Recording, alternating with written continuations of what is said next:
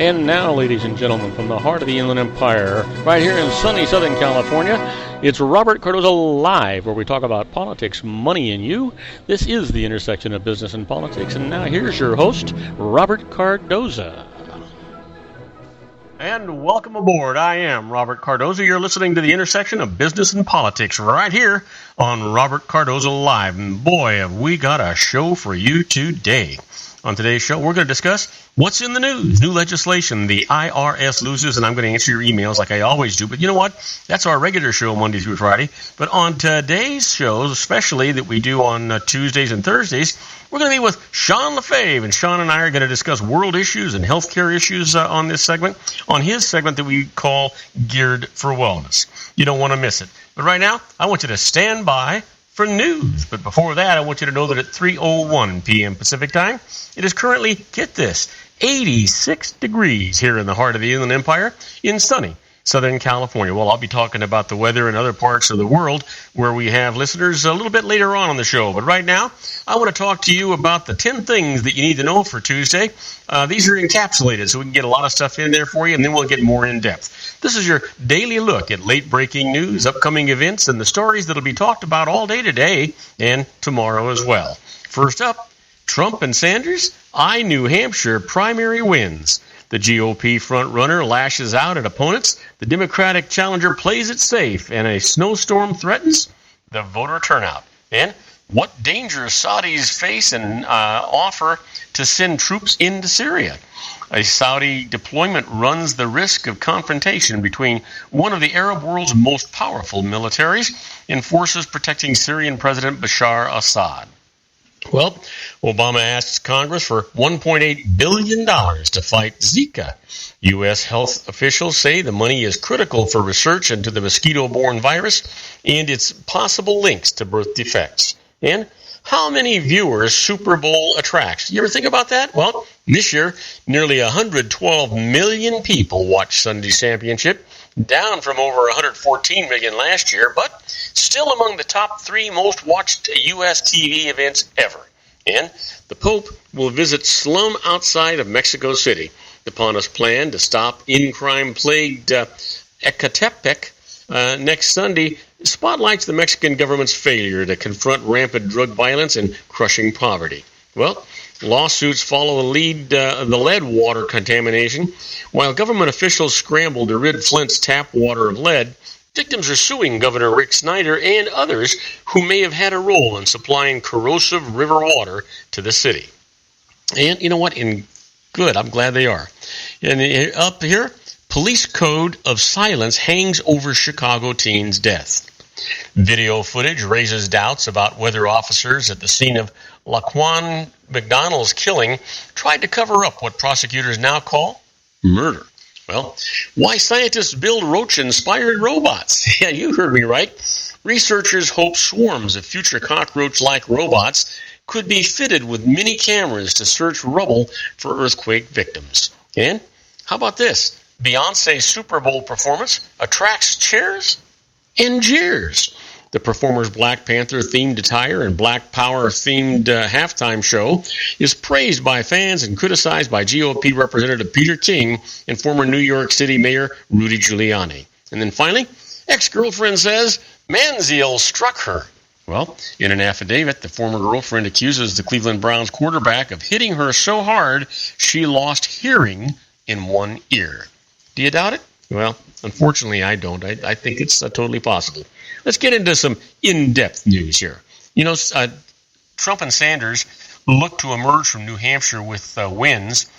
Donald Trump and Bernie Sanders looked to emerge from today's New Hampshire primary with their very first victories in the 2016 presidential election, while rivals hoped a state famous for political surprises would give them their own White House bids a needed boost. Even if Republican Trump or Democrat Sanders were to stumble, the two were assured of moving on. However, for some GOP candidates, the outcome could determine whether their campaigns continue beyond the northeastern battleground. A trio of governors, Jeb Bush, John Kasich, and Chris Christie, have spent most of their time in the state in recent weeks and needed to show voters, as well as crucial financial donors, that they're viable candidates. This is my 72nd day in the state, Christie, the New Jersey governor said during a campaign stop here today. I think I've done enough to do well here. The governors believe their prospects were helped by Marco Rubio's rocky debate performance last week, which they say exposed the Florida governor or senator as too inexperienced to serve as president. However, it was unknown heading into today's contest, whether voters would shy away from Rubio or help him make the case that he's best positioned to take on Trump and Texas Senator Ted Cruz. If Rubio and the governors finish in a pack, it's likely to frustrate Republican Party elites who are eager to coalesce around a single candidate to challenge Trump and Cruz, who they believe could be unelectable in November.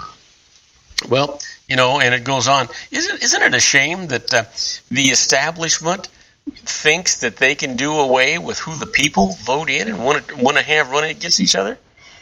Do we matter at all? Well, Obama unveils a record $4.1 trillion election year budget. President Barack Obama today unveiled a record $4.1 trillion election year budget that finances Democratic priorities like education, health care, and climate change, with new taxes on crude oil and the wealthy and big banks. The progressive wish list, which comes as the nation's long-term fiscal outlook is deteriorating, underscores the initiatives pushed by Democratic candidates Hillary Clinton and Bernie Sanders, who hope to succeed Obama. Republicans dismissed the proposal as a tax and spend exercise. Obama called the budget his eighth and final one, a roadmap to a future that embodies America's values and aspirations, a future of opportunity and security for all of our families, a rising standard of living, and a sustainable, peaceful planet for our kids. The budget was unveiled on the same day as the New Hampshire presidential primary, with much of the focus on the political fight over Obama's successor. Well, you can bet there'll be a lot to be said about that. Matter of fact, guarantee you there'll be a lot to be said about that. But Obama's that's not all he's doing in the news. Obama seeks cybersecurity boost to replace ancient tech. President Barack Obama said today he's asking Congress for $3.1 billion to update the government's archaic computer systems to protect them from cyber attacks as part of a new centralized effort to boost cybersecurity. Obama said he will hire a new chief information security officer, but whose salary would be paltry compared to those paid by big businesses, and expand the government's troubled Einstein intrusion prevention technology. Obama said some infrastructure is downright ancient, with the Social Security Administration relying on systems from the 1960s that are vulnerable. That's going to have to change, Obama said, flanked by top national security advisors in the Roosevelt Room. We're going to have to play some catch-up. Well, I guess so. That's the least we can do. You know, how archaic can you get? We spend money on other frivolous things. We got to get that straightened out. Now, don't go away. When we come back, we're going to talk about the latest. The MSF says 23,000 flee Aleppo. I'll tell you all about that from Beirut right after these brief messages. Do not go away, folks. If you want to increase your client base and sales, then consider this, the Relationship Building Network at RBN. Given the current economic conditions and challenges, we all need to work smarter, make smarter decisions, invest our hard-earned dollars where it'll yield the best return for our investment. Many business professionals claim that the most effective networking group in Orange County is RBN. No other networking group or organization can offer what RBN offers. Make every year your best year. Join RBN and start reaping the benefits today. Nearly 3,000 businesses have joined RBN and experienced those benefits. Why join RBN? It's one group. It's one membership. It's no renewals. It's all through Orange County. RBN is a freestyle networking group. No mandatory attendance, no restrictions, no rules, and no penalties. Call them at 949-830-5776 or go to their website at rbninfo.com. That's 949-830-5776. If you've ever dreamed of having your own business to make your life secure, Water's Edge Wineries might be just the ticket. In 2004, their founder, Ken Lineberger, created the first winery franchise in California. It was a new concept with all of the functionality of a traditional winery, but without the vineyards. They purchased high-quality grape must from one of the largest winemaking companies in the world. Then they craft each wine carefully and bottle it right at their location. The winery was built to satisfy consumer demand for wine by the bottle and by the glass, but still kept the element of allowing customers to bottle their own custom vintage. Now, they're opening urban wineries across the United States under the brand Water's Edge Wineries. If you've ever dreamed of owning your own winery, it may be in reach right now through Water's Edge Wineries. Just give them a call at 909-468-9463, extension 700. That's Water's Edge Wineries, 909-468-9463. Have you ever found yourself caught between a rock and a hard place? The law offices of Blomberg, Benson & Garrett might be just the answer for you. The attorneys of Blomberg, Benson & Garrett have been serving the Inland Empire since 1989. They're dedicated to the aggressive litigation of civil, criminal, and real estate matters. Over the years, they have recovered tens of millions of dollars for their clients. The firm's practice specializes in litigation of personal injury, accident, slip and fall, real estate, and criminal law cases. The firm provides clients with the care, accuracy, and dedication of experienced attorneys. Blomberg, Benson & Garrett is located at 10300 4th Street, Suite 150 in Rancho Cucamonga, California. They've been providing the Inland Empire residents with outstanding legal services for over 25 years. They look forward to providing you with aggressive legal representation. Call them at 909-945-5000, where you can talk to a person, not a machine. That's 909-945-5000, the law offices of Blomberg, Benson & Garrett. And now let's get back to our show where we talk about politics, money, and you. And I am Robert Cardoza. You're listening to Robert Cardoza live on the street at the intersection of business and politics. And we're talking news. Yeah, well, you know what? Here's the latest. MSF says that 23,000 flee Aleppo. The latest developments on the war in Syria and the tens of thousands of Syrians fleeing violence. Doctors Without Borders says some 23,000 new arrivals fleeing the fighting in Aleppo are in urgent need of emergency shelter and support near Syria's border with Turkey. In a press release issued today, the group says it has increased the number of beds in its hospital in Azaz district to 36 beds from 28 and is preparing to extend capacity if necessary. The group says it has distributed hundreds of blankets, tents, mattresses, and other supplies. The group also says it has pre-positioned aid inside Aleppo in the event supply lines get cut. The group said it was worried about an impending food, water, and fuel crisis in coming weeks. Russia's foreign minister says Moscow has presented Washington with new proposals for ending Syria's civil war. Sergei Lavrov says in an interview with the daily Moskovsky Komsomolets published today that the plan is specific and simple but does not provide details. Well, you know what? We'll see what happens in the future. Nobody seems to get it right. You know what? My wife and I had traveled extensively. We've been so lucky. And one of the things that we did find out is if we want to really know what's going on in the world or what's going on even in the United States, you have to get out of the United States to find out. Even though we have a free press, they're free to print whatever they want, I suppose, but they're not telling us everything. How about this? Hoarding in Syria's largest city as government advances.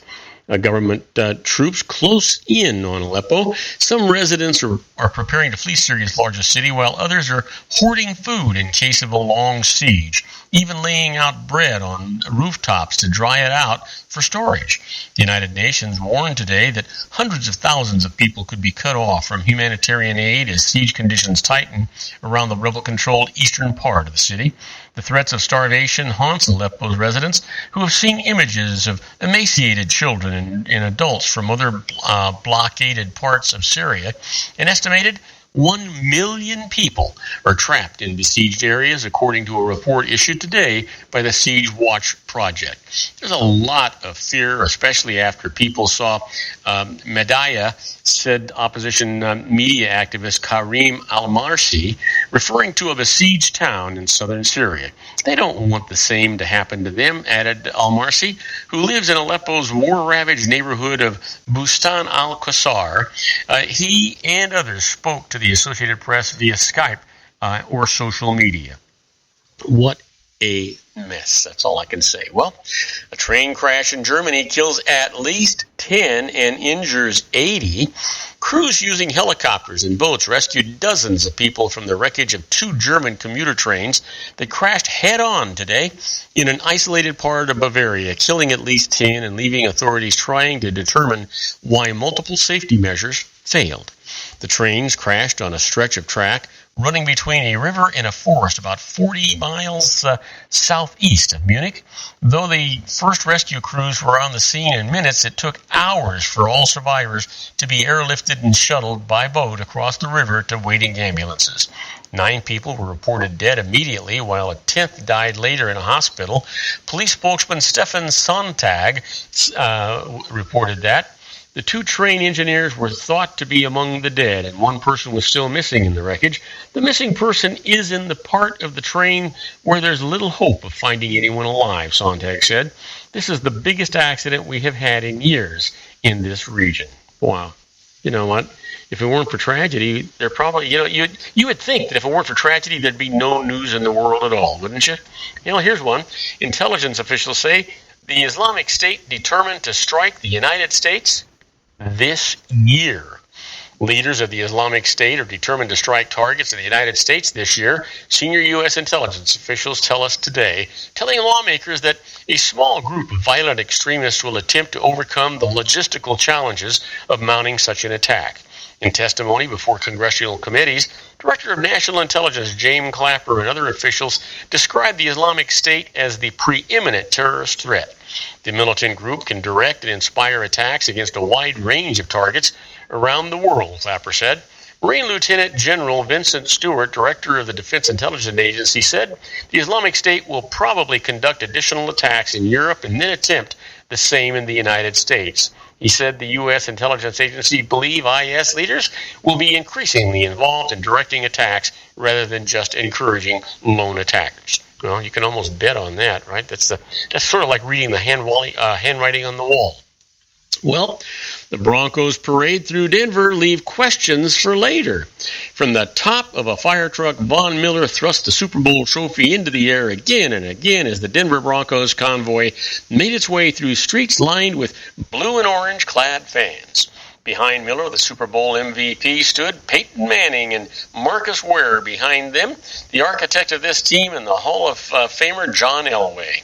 Fittingly, the group traveled the route, which was a bit longer than a mile, in a fire truck number 18. That's Manning's number.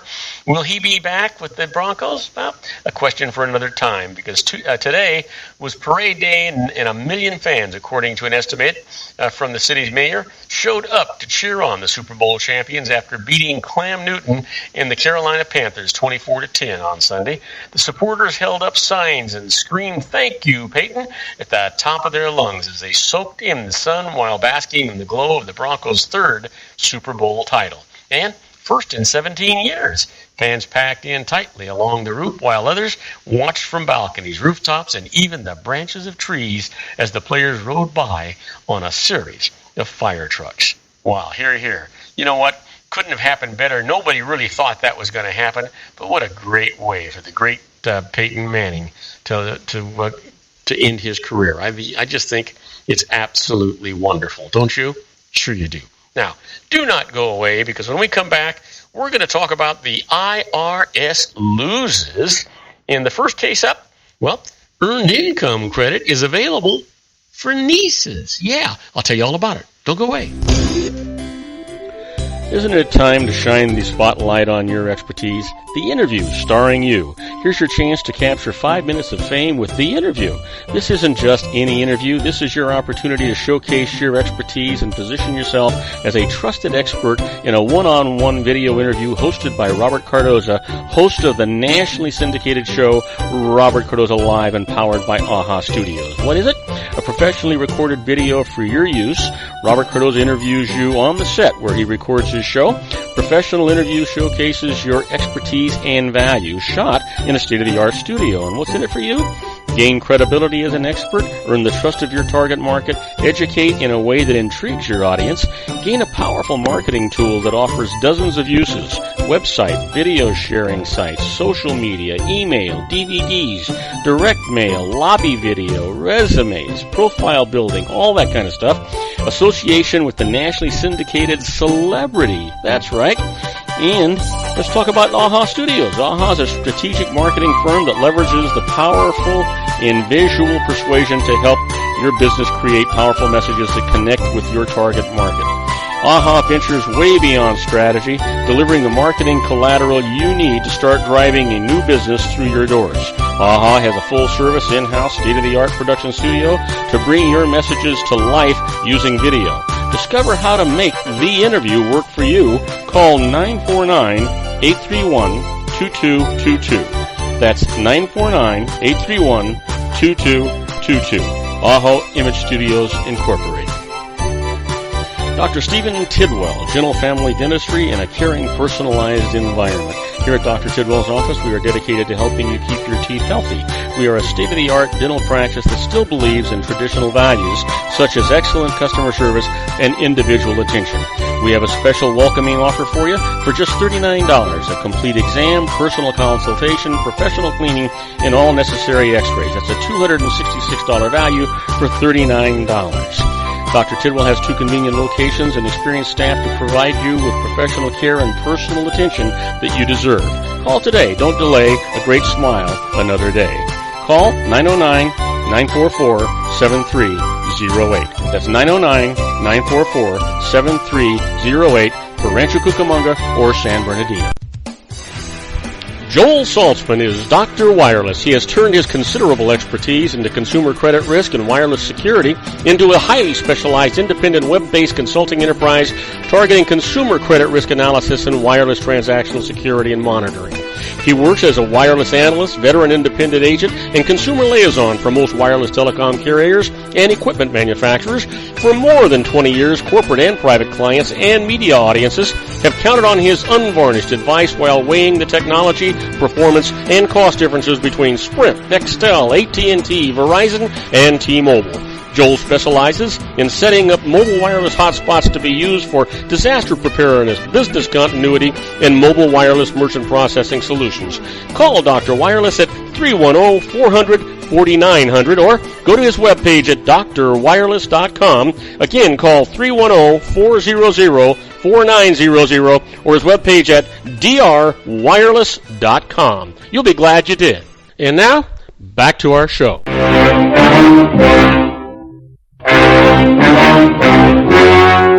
The story you are about to see is true.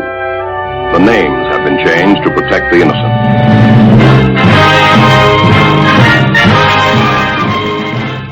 Oh yeah, here we are, my favorite part of the show, the IRS loses. Let's not waste any time. Let's get right to it. In the first case, earned income credit is available for nieces. Sounds a little strange, huh? Well, listen to this. Matthew Gilmore was 19 years old and lived in an apartment with his mother, 3 sisters, and 2 children of one of his sisters. He had a job, helped support the family, and cared for his nieces, for whom he claimed an earned income credit. But the IRS denied that credit. Now, he went to tax court for some justice, and this is what the judge said. To qualify Matthew for the earned income credit, the children must meet age, residence, and relationship tests. As minors who lived with him, they met the first 2. As nieces, they met the relationship test if he cared for them as his own children. So here's the ruling. As the oldest male of the family who both cared for and worked to support them, he did so and thus gets the credit. And just so that you don't think that's some small thing, remember he's 19 years old? That's a $5,000 earned income credit that he gets to help raise his sisters. I think that's a fantastic thing. Or nieces, I should say. How about this? The IRS loses. Payments to teachers who give up tenure are not subject to self-employment tax. Listen to it, it'll make more sense. Under an early retirement program, teachers in a school district gave up their tenure rights to employment in exchange for cash payments. The IRS said the payments were earned through employment and thus subject to employment tax, which it had the district withhold. The teachers sued for refunds. They went to court. This is what the judge said.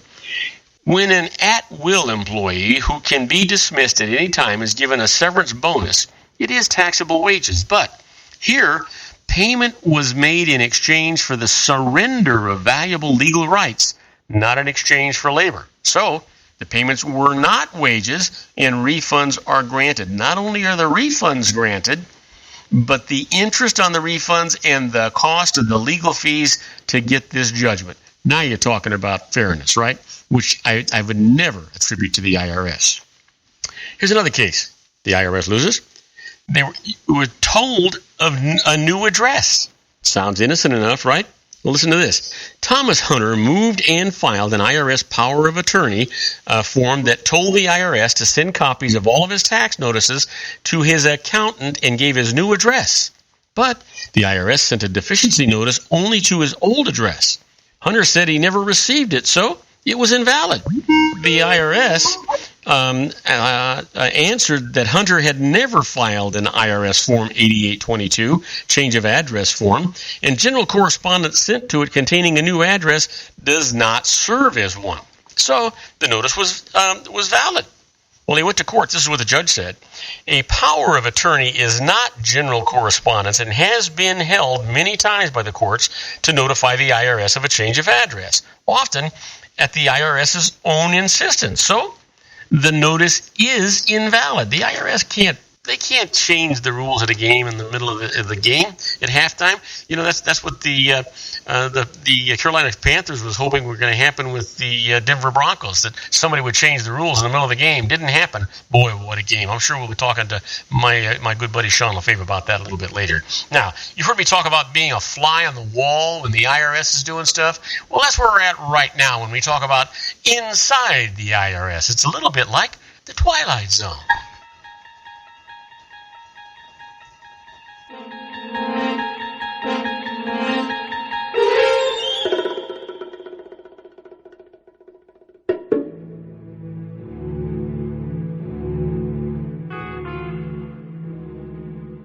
Now, keep in mind that these are not tax court cases, but these are things that you need to be aware of, that the IRS is watching on a regular basis. I'm only going to do one of them right now because I know that my good buddy Sean Lefebvre is waiting in the wings, and we want to get him in here as soon as we can. So let me give you just this one. The IRS and employees who get tips. Here's the thing. The IRS has always played catch-up in enforcing the laws on reporting tips. Employers are reluctant to alienate employees by enforcing the IRS's stringent record-keeping rules, and tipped employees who work primarily in restaurants feel immune to the rules when they receive cash tips.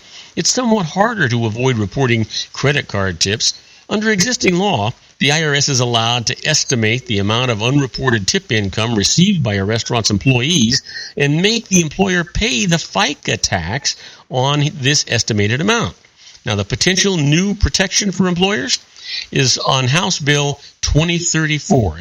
It would make an employer liable for FICA tax on unreported tips only after the IRS establishes the amount of tip income received by the employees. Now, the IRS can project tip income based on a restaurant's gross receipts.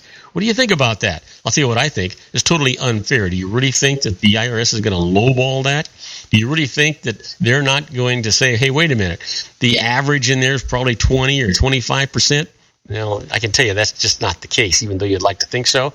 The IRS is going to highball that because their job is to get more tax money so Congress can prove how prudently they can spend it on our behalf. Now, don't go away. We're going to be right back with my good buddy Sean Lefebvre in his Dear for Wellness Corner. We're going to be talking about world events. We're going to be talking about health care. We're going to be talking some more about the Zika virus that's going around. Wait till I tell him what Obama did today. We'll be right back after these brief messages. Do not go away. If you want to increase your client base and sales, then consider this, the Relationship Building Network at RBN. Given the current economic conditions and challenges, we all need to work smarter, make smarter decisions, invest our hard-earned dollars where it'll yield the best return for our investment. Many business professionals claim that the most effective networking group in Orange County is RBN. No other networking group or organization can offer what RBN offers. Make every year your best year. Join RBN and start reaping the benefits today. You know, nearly 3,000 businesses have joined RBN and experienced those benefits. Why join RBN? It's one group. It's one membership. It's no renewals. It's all through Orange County. RBN is a freestyle networking group. No mandatory attendance, no restrictions, no rules, and no penalties. Call them at 949-830-5776 or go to their website at rbninfo.com. That's 949-830-5776. If you've ever dreamed of having your own business to make your life secure, you know Water's Edge Wineries might be just the ticket. In 2004, their founder, Ken Lineberger, created the first winery franchise in California. It was a new concept with all of the functionality of a traditional winery, but without the vineyards. They purchase high-quality grape must from one of the largest winemaking companies in the world. Then they craft each wine carefully and bottle it right at their location. The winery was built to satisfy consumer demand for wine by the bottle and by the glass, but still kept the element of allowing customers to bottle their own custom vintage. Now, they're opening urban wineries across the United States under the brand Water's Edge Wineries. If you've ever dreamed of owning your own winery, it may be in reach right now through Water's Edge Wineries. Just give them a call at 909-468-9463, extension 700. That's Water's Edge Wineries, 909-468-9463. Have you ever found yourself caught between a rock and a hard place? The law offices of Blomberg, Benson, and Garrett might be just the answer for you. The attorneys of Blomberg, Benson, and Garrett have been serving the Inland Empire since 1989. They're dedicated to the aggressive litigation of civil, criminal, and real estate matters. Over the years, they have recovered tens of millions of dollars for their clients. The firm's practice specializes in litigation of personal injury, accident, slip and fall, real estate, and criminal law cases. The firm provides clients with the care, accuracy, and dedication of experienced attorneys. Blomberg, Benson, and Garrett is located at 10300 4th Street, Suite 150 in Rancho Cucamonga, California. They've been providing the Inland Empire residents with outstanding legal services for over 25 years. They look forward to providing you with aggressive legal representation. Call them at 909-945-5000, where you can talk to a person, not a machine. That's 909-945-5000, the law offices of Blomberg, Benson, and Garrett. And now let's get back to our show where we talk about politics, money, and you. And now, ladies and gentlemen, coming to you from his personal meditation lounge in Orange County, California, a professional dedicated to conquering many chronic conditions from autism to weight loss and everything in between. The nationally recognized wellness coach, consultant, and lecturer, Sean Lefebvre, in his Geared for Wellness Corner.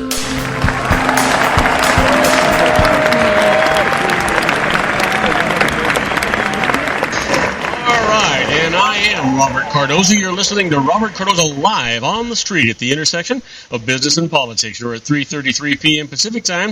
It is currently 86 degrees here in the heart of the Inland Empire in sunny Southern California. It's on its way down to 54 degrees. But if you're one of our listeners in New York City, well, it's 33 degrees and overcast. And if you're listening to us in Chicago, Illinois, it's 18 degrees and overcast. Where would you rather be? You know what? I think my good buddy Sean Lefebvre is sitting somewhere around 83 degrees today. I think you'd rather be right by him and close to the beach. Sean, what do you say? I say, don't exaggerate. It's only 82 degrees here. Oh, you know what? Yeah. It must be my computer that's off.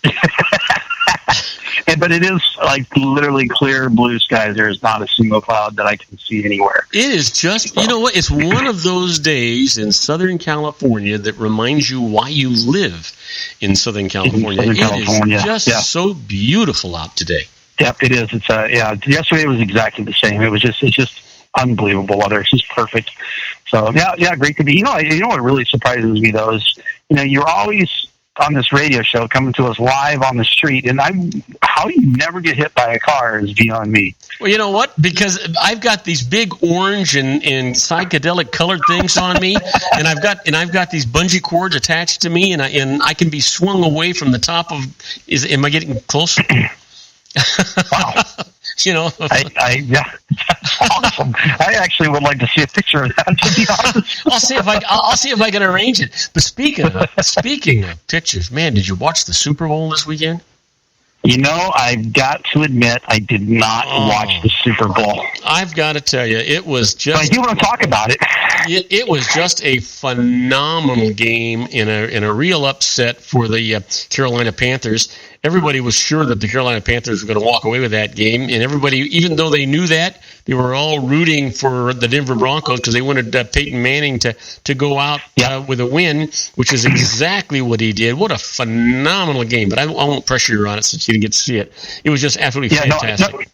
I think that's great. It's fantastic. Peyton Manning is such a class act guy. He gives back so much, to the community. He's not a trash talker. He's just an all around good dude. And, he's obviously, very good at what he does. He's successful. He's been playing forever. And I think this is just fantastic for him to be able to go out with a win like this and just really on top of the world. I think, good on him. And I'm excited for Peyton Manning. I'm excited for the Broncos in general. I went to the University of Colorado, so I kind of feel a little bit of an allegiance to them, even though I'm really not much of a football guy. But I do really feel just like, awesome for Peyton Manning. I think he deserved it. Oh, yeah. You know what? He didn't actually notarize it and didn't say it on the air, but you know what he did after the game? He got on an airplane, took his kids to Disneyland. Yeah, I can believe that. Yep. This guy is an icon for young kids around the world, not just in the United States. He's one of those sportsmen that, we can be proud that kids look up to. Yeah. I mean, he's, I can't think of the name of the team that he was on last before the Broncos. Where was he before them? You got me. I watched the Super Bowl. I'm not a big football fan. Yeah, I'm not a football guy either. But I was reading an article, and I can't remember where it was. Whatever city he was in, and I don't remember. It doesn't really matter. There was a hospital there that that he was kind of he would go there frequently and talk with the kids, sit down with them, and it was I think it was a children's hospital where these kids were either terrible tragedies or maybe terminal illnesses, and he would go in and visit with them. And even though he doesn't live there anymore, apparently he still calls in and talks with the kids on the phone when he can and those kind of things. He's just one of those guys that he gives back, and he's just a good guy with a great heart. And so I was excited to see them win for him. He reminds you of what humanity is supposed to be, doesn't he? Yeah, he absolutely does. Yep. Hey, someone listen. Driven. Yep. Go ahead. Listen. Speaking of that, because I've been biting my tongue waiting to tell you. You know what Obama did today, right? Oh, I have not even read anything. Well, he did a lot of things besides over a $3 trillion budget. He actually allocated $1.8 billion, almost $2 billion, to go fight the Zika virus in a country for people that aren't even here. I just am beside myself. On one hand, it doesn't surprise me. It absolutely does not surprise me. Because there is some sort of hidden agenda behind this. This is not about the Zika virus. It's about those drug companies that are going to do the research. Yeah. It's exactly. How is it that all of a sudden we have this massive outbreak of these birth defects, and then coincidentally around the same time that the vaccine for the Zika virus is pretty much ready to go. It's just and for them to dump money into research and and I don't know. I've been reading all kinds of stuff, and I try not to get too caught up in the things that seem like conspiracy theories and on. But they say that Bill Gates owns some sort of a right to this particular Zika virus, and that there was these genetically modified mosquitoes were released in the area where the epicenter of this epidemic is happening, and on.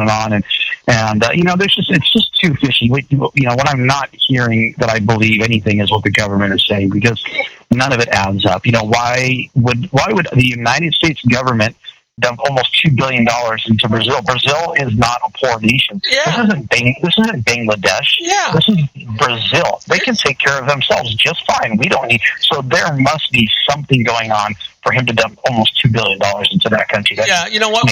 Sense. Without getting political, but I'm going to, because that's kind of what the show is. And I am not a supporter of Marco Rubio, but I do believe in something he said, and that is that Obama does have an agenda, and he wants to change the way America functions and what our values are.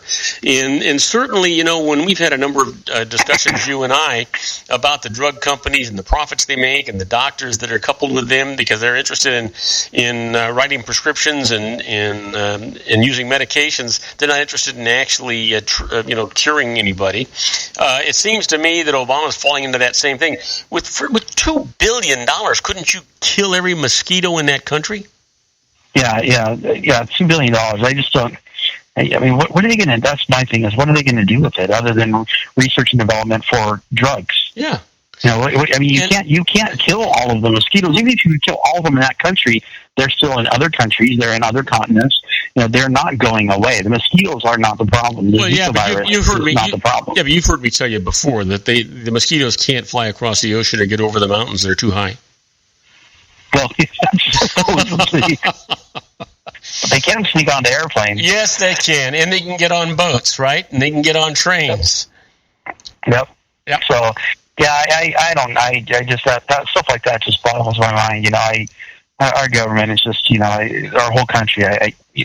Until we learn to, it's funny. I was having a discussion with a guy about that. The government really has the job of our federal government really has a job of making sure we have a good military. That's one thing that we can probably never privatize. Well, no, but that's what their job is to make sure that we're safe with the military. Yeah. Their job isn't to get involved with all the rest of this stuff. Right, exactly. And that's what this guy was. He was saying he was with Pacific Life. He's an insurance guy. He was actually heading out to just happened to run across him and start talking to him. And he's actually heading out to D.C. to do some lobbying out there. Basically, he said, he said every time people ask me what I do for a living, he says I basically just go to Washington D.C. a lot and tell them to leave us alone. Yeah. So, and that's really what we need is we need the government on both sides to just stop messing with our lives. But Sean, that justifiable plea falls on deaf ears. Of course it does. Yeah. It's so funny. Jimmy Carter is definitely not. Well, he's one of the least liked presidents in modern history. And you know what? I look back at his presidency. Yeah, granted, there's probably things he could have done differently. But you know what I do like about him is people say, Jimmy Carter just really didn't do anything. I'm like, yeah, that's why I like him. Because he didn't do anything. He didn't stick his nose in every little detail, every little meddling business that he could get into. He just let the economy take care of itself, because the economy will if you leave it alone. And it seems like even the Zika virus will. Yeah, I got to tell you the one thing about Jimmy Carter. He probably wasn't the most popular president we've ever had. Most of them, that's an understatement. But I'll give you this: he's probably the most popular ex-president we've ever had. I've never seen a man that was so selfless in donating his time and his efforts to the humanity of the world as Jimmy Carter. That man. Yeah. That man is an individual, a human being to be emulated. He while I don't agree with his politics, and I don't agree with I don't agree with a lot of things he did while he was in office, which is why he only served one term. The one thing I do is I hold him on a pedestal, and I admire the human being that he is. He's a great, great ex-president. Yeah, he's a great ex-president. Yep. He has stayed involved. He stayed connected, and he goes out and he does what he can to make a difference in the world and uses influence in good ways. And I like you. I applaud him for that. I think he's done great things since leaving the presidency. So absolutely. So yeah, I really hope that our government someday, and I have a feeling that we're gonna get to a point where the government has no choice, because we are going to be destroying ourselves. And everyone talks about, I've said this before, everyone talks about, we're going to destroy the planet. And that was another thing. What did Obama say about ordering the military? Something about ordering the military so much. He allocated so much funds that the military is supposed to use specifically for the war against climate change and global warming. And I'm thinking, I don't understand that. I wish someone would explain it to me in a way that I get how our military is supposed to fight global warming, because I just really don't understand. Here it is, buddy. They're just smoking too much. They're smoking cigarettes. They're smoking pipes. They're smoking marijuana. They're smoking hashish. We got to get these guys to stop smoking so that they don't pollute the air. I agree. Absolutely. But you and I have said this before. We've got all this stuff. The government. The federal government needs to back off on most of the things they do and let the local government let it get as localized as possible. If the state needs to take care of it, great. If the county needs to take care of it, let them do it. If it can be done on a city level, let the city do it. You know what? I agree with you. I agree with you 100%. And I think that you and I talked about this last Thursday, but I'm not sure because I talked to so many people, I forget who I said what to. But the truth is if this government would simply follow the Constitution and not let the government have any authority other than what's in the Constitution, and let the states have all the rest of the authority, we'd be doing pretty good around here. But the federal government continues to want to get bigger and usurp the rights and the authorities of the states, and that's wrong. Now, having said that, I'm not sure, but what are we going to talk about when we come back from this commercial message? Let's get back to the Super Bowl, because there's a couple aspects. Mainly the very beginning. I want to talk about Lady Gaga. I want to talk about Beyonce and I want to talk about Beyonce and the halftime show. Exactly. And Bruno Mars, man, is he a talent? Holy mackerel. Anyway, we'll be right back with our own Sean LaFave in the Geared for Wellness Corner right after these brief messages. Do not go away. Isn't it time to shine the spotlight on your expertise? The Interview, starring you. Here's your chance to capture 5 minutes of fame with The Interview. This isn't just any interview. This is your opportunity to showcase your expertise and position yourself as a trusted expert in a one-on-one video interview hosted by Robert Cardoza, host of the nationally syndicated show Robert Cardoza Live and powered by AHA Studios. What is it? A professionally recorded video for your use. Robert Cardoza interviews you on the set where he records his show. Professional interview showcases your expertise and value, shot in a state-of-the-art studio. And what's in it for you? Gain credibility as an expert, earn the trust of your target market, educate in a way that intrigues your audience, gain a powerful marketing tool that offers dozens of uses, website, video sharing sites, social media, email, DVDs, direct mail, lobby video, resumes, profile building, all that kind of stuff. Association with the nationally syndicated celebrity. That's right. And let's talk about AHA Studios. AHA is a strategic marketing firm that leverages the powerful and visual persuasion to help your business create powerful messages that connect with your target market. AHA ventures way beyond strategy, delivering the marketing collateral you need to start driving a new business through your doors. AHA has a full-service, in-house, state-of-the-art production studio to bring your messages to life using video. Discover how to make The Interview work for you. Call 949-831-2222. That's 949-831-2222. AHA Image Studios Incorporated. Dr. Stephen Tidwell, Gentle Family Dentistry in a caring, personalized environment. Here at Dr. Tidwell's office, we are dedicated to helping you keep your teeth healthy. We are a state-of-the-art dental practice that still believes in traditional values, such as excellent customer service and individual attention. We have a special welcoming offer for you for just $39. A complete exam, personal consultation, professional cleaning, and all necessary x-rays. That's a $266 value for $39. Dr. Tidwell has 2 convenient locations and experienced staff to provide you with professional care and personal attention that you deserve. Call today. Don't delay. A great smile another day. Call 909-944-7308. That's 909-944-7308 for Rancho Cucamonga or San Bernardino. Joel Saltzman is Dr. Wireless. He has turned his considerable expertise into consumer credit risk and wireless security into a highly specialized independent web-based consulting enterprise targeting consumer credit risk analysis and wireless transactional security and monitoring. He works as a wireless analyst, veteran independent agent, and consumer liaison for most wireless telecom carriers and equipment manufacturers. For more than 20 years, corporate and private clients and media audiences have counted on his unvarnished advice while weighing the technology, performance, and cost differences between Sprint, Nextel, AT&T, Verizon, and T-Mobile. Joel specializes in setting up mobile wireless hotspots to be used for disaster preparedness, business continuity, and mobile wireless merchant processing solutions. Call Dr. Wireless at 310-400-4900 or go to his webpage at drwireless.com. Again, call 310-400-4900 or his webpage at drwireless.com. You'll be glad you did. And now, back to our show. And I am Robert Cardoza. You're listening to Robert Cardoza live on the street at the intersection of business and politics. And as my good buddy Sean LaFay says, I haven't been hit yet. But you know what? If you're listening to us in Paris, France, it's 12:49 a.m. and 37 degrees outside. So stay in bed and stay covered up. It's cold, folks. And if you're listening to us in Rome, Italy, it's 55 degrees and mostly cloudy, and it's 12:49 there. But you know what? I'll tell you where it's wonderful. I'll tell you where it is absolutely magnificent. Right here in sunny Southern California.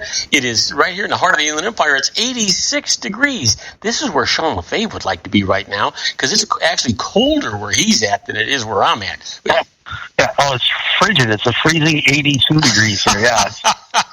Yeah, exactly. So listen, it's just we all have our struggle we have to put up with. And hey, somebody's got to do it, right?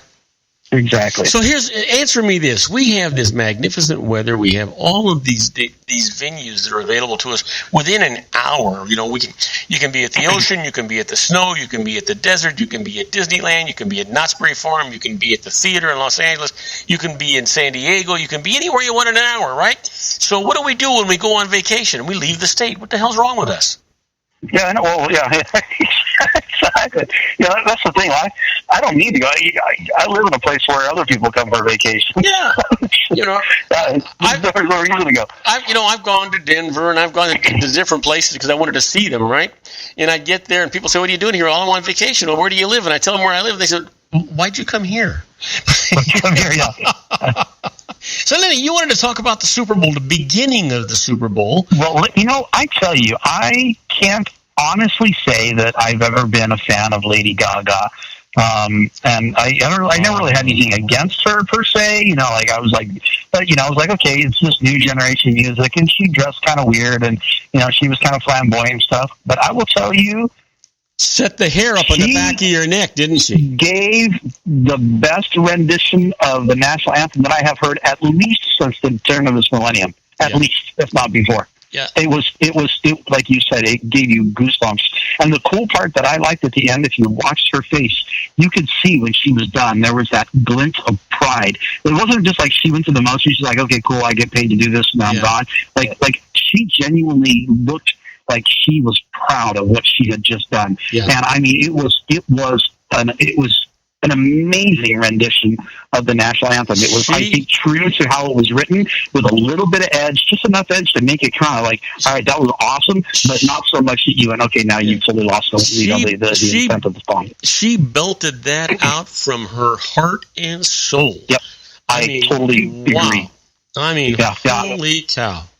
Yeah, she just gained a whole new fan right here in Sean LaFay. I'd say I was just astounded. It was an unbelievable display. And I was making a joke at the beginning, and I was telling people I didn't recognize her because Tony Bennett wasn't standing next to her. But man, did I have to shut up really fast, because boy, is that woman a talent. Yeah. She has an amazing voice, and I knew obviously she's talented, or she would have never made it to the level where she's made it already. Yeah. But wow, she showed it in just in spades on that national anthem. It was incredible. Yeah. It was incredible to watch. Did you see the halftime show? Holy man! First of all, I don't know about the controversy with Beyonce. She's a heck of a talent too, but I'm a big fan of Bruno Mars. Now that doesn't mean I go out and I buy his stuff, but I have never seen him sing a song or heard him sing a song that guy didn't grab me right away.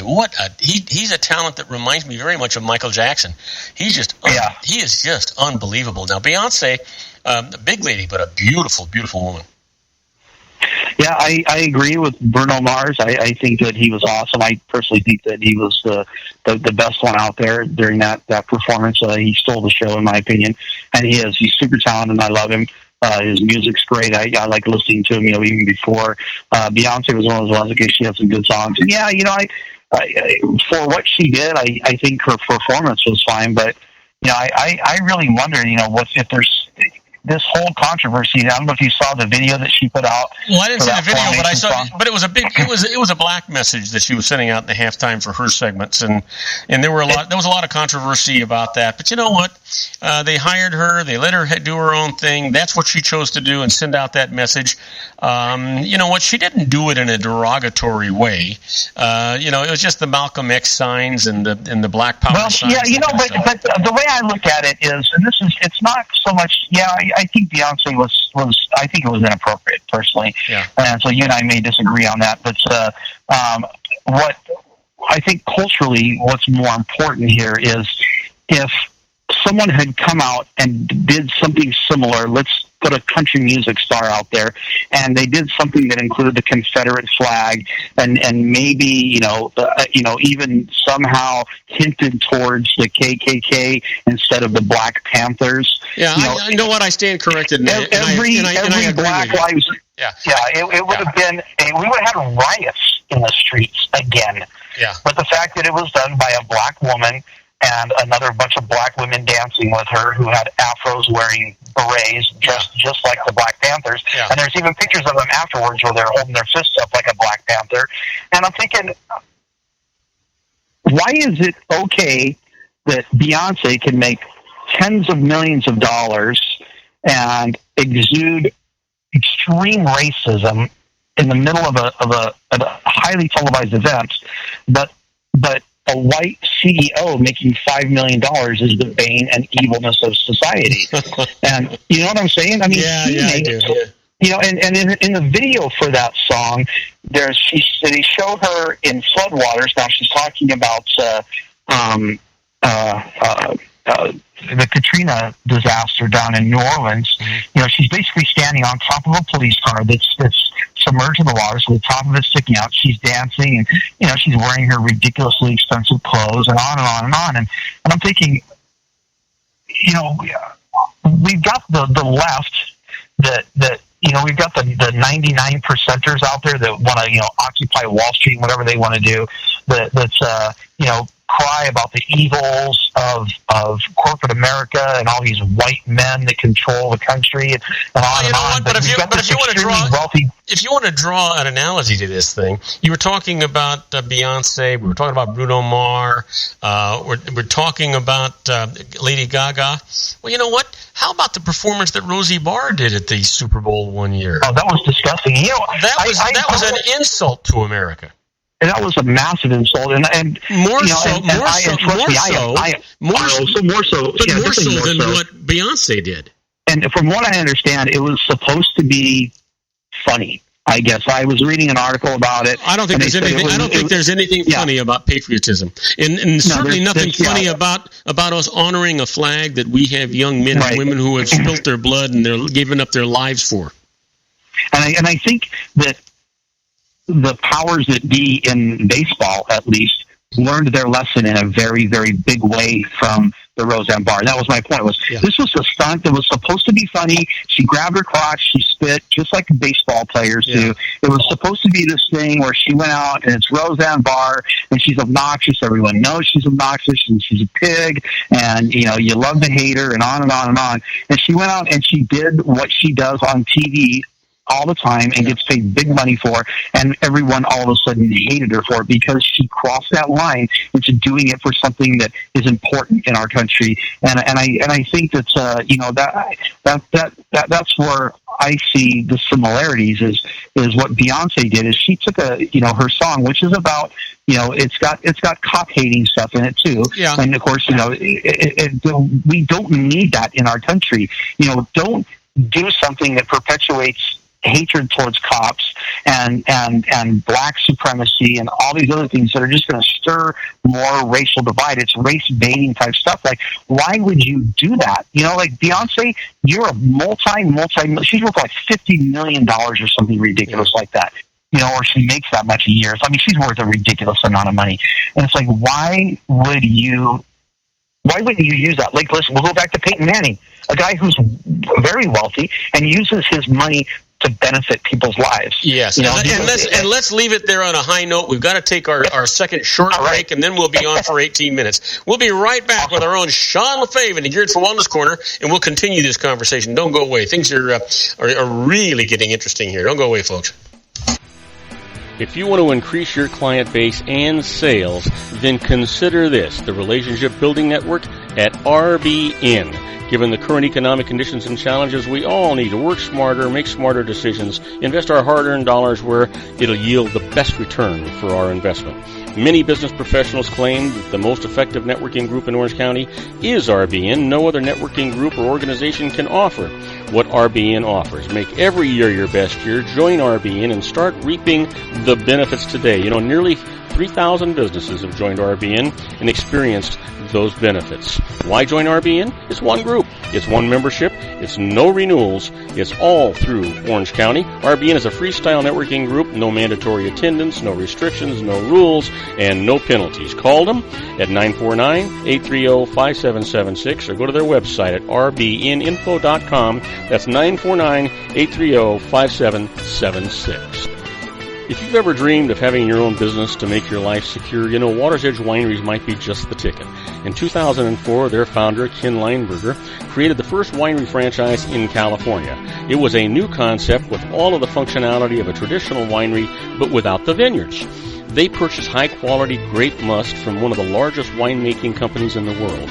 Then they craft each wine carefully and bottle it right at their location. The winery was built to satisfy consumer demand for wine by the bottle and by the glass, but still kept the element of allowing customers to bottle their own custom vintage. Now, they're opening urban wineries across the United States under the brand Water's Edge Wineries. If you've ever dreamed of owning your own winery, it may be in reach right now through Water's Edge Wineries. Just give them a call at 909-468-9463, extension 700. That's Water's Edge Wineries, 909-468-9463. Have you ever found yourself caught between a rock and a hard place? The law offices of Blomberg, Benson, and Garrett might be just the answer for you. The attorneys of Blomberg, Benson, and Garrett have been serving the Inland Empire since 1989. They're dedicated to the aggressive litigation of civil, criminal, and real estate matters. Over the years, they have recovered tens of millions of dollars for their clients. The firm's practice specializes in litigation of personal injury, accident, slip and fall, real estate, and criminal law cases. The firm provides clients with the care, accuracy, and dedication of experienced attorneys. Blomberg, Benson, and Garrett is located at 10300 4th Street, Suite 150 in Rancho Cucamonga, California. They've been providing the Inland Empire residents with outstanding legal services for over 25 years. They look forward to providing you with aggressive legal representation. Call them at 909-945-5000, where you can talk to a person, not a machine. That's 909-945-5000, the law offices of Blomberg, Benson, and Garrett. And now let's get back to our show where we talk about politics, money, and you. And I am Robert Cardoza. You're listening to Robert Cardoza live on the street at the intersection of business and politics. We're talking to my good buddy, Sean LaFave. We've been talking about, you know what, human interest stories. But if you're one of our listeners in London, you know what, it's 41 degrees and it's raining over there. And if you're in Vienna, it's 52 degrees and it's clear there for our listeners. But right now, you talk about clear, he's got a clear attitude and a clear impression about what the world is all about and what human frailty is all about. Our own Sean LaFave is talking to us on his Geared for Wellness Corner. Hey, Sean, you got the microphone, buddy. You know, it's 36 degrees in Wichita, Kansas. 36 degrees in Wichita. You know what? I didn't like Wichita, Kansas when the weather was good. Yeah, that's why I don't live there anymore. 36. And I don't know what the temperature is in Indianapolis, but the football team there is the Colts, and that's who Peyton Manning used to play for, and that's where the hospital is that he used to spend a lot of his time. A cute little birdie told me that. Wow, terrific. You must have a really fast bandwidth on your computer. No, actually... Oh, your son told you, huh? Your son... He's next to me. I actually got a text message. Your mom told you.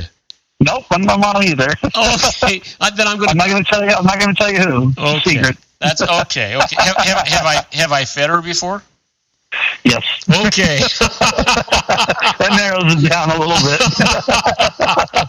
So, you know what? I think you and I see an awful lot eye to eye. You know, I am a very patriotic person. I love this country. I can be critical of it because it's my country. It's sort of like, you know what? I complain about my brother, and I complain about my sister and my nieces and my nephews.